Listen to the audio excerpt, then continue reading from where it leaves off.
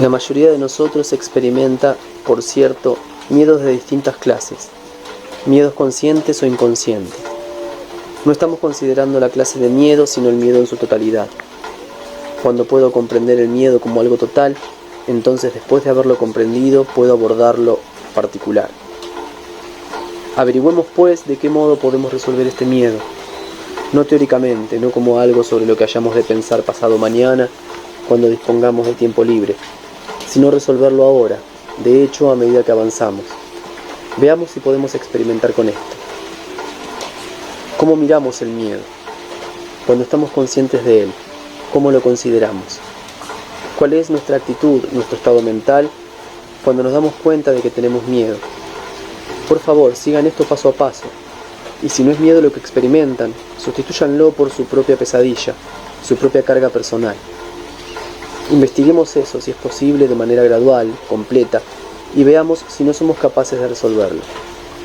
¿Cuál es el estado de la mente cuando descubre que hay miedo? ¿Qué le ocurre a la mente? ¿Qué hacen ustedes? ¿Tienen opiniones al respecto, no es así?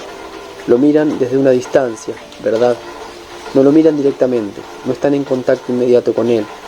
Están muy lejos del miedo y lo miran como algo que debe ser evitado, algo de lo que hay que librarse, algo acerca de lo cual pueden elaborar teorías.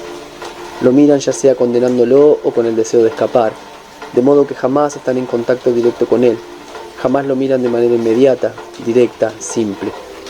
Tienen todas esas barreras de distracción. Vamos pues a mirarlo directamente. Para hacer esto debemos abordarlo acercándonos más a él, y no podemos acercarnos más si tenemos opiniones respecto del miedo o de su causa. No podemos verlo directamente si nuestra mente está ocupada con el análisis, el porqué y el motivo retrocediendo indefinidamente. El descubrimiento de la causa del miedo no disolverá el miedo. Este puede ser disuelto únicamente cuando lo miramos de manera directa, cuando podemos tener una relación directa con el miedo. El mero analizarlo, el penetrar a tientas en el pasado para descubrir la causa del miedo, no lo disolverá, porque nuestra mente se distrae, porque no nos enfrentamos al hecho del miedo. De modo que el tener una opinión sobre el miedo o el analizarlo no nos acercará de manera directa a él, así que eso debe desaparecer. Y esta opinión respecto del miedo desaparecerá cuando sintamos la urgente necesidad de considerar ese miedo. ¿Qué ocurre entonces? Hemos llegado un poco más cerca del miedo, ¿verdad? Más cerca de la cosa que llamamos miedo. ¿Cuál es entonces la reacción? Todavía tenemos idea acerca del miedo, ¿no? La idea de que debemos librarnos de él, la idea de que no podemos soportar mirarlo, la idea de que aun si lo miramos, no sabremos cómo resolverlo. Por lo tanto, la idea acerca del miedo genera miedo. Es decir, tengo miedo, hay miedo en mí, trato de comprender qué es ese miedo, o sea, trato de mirarlo.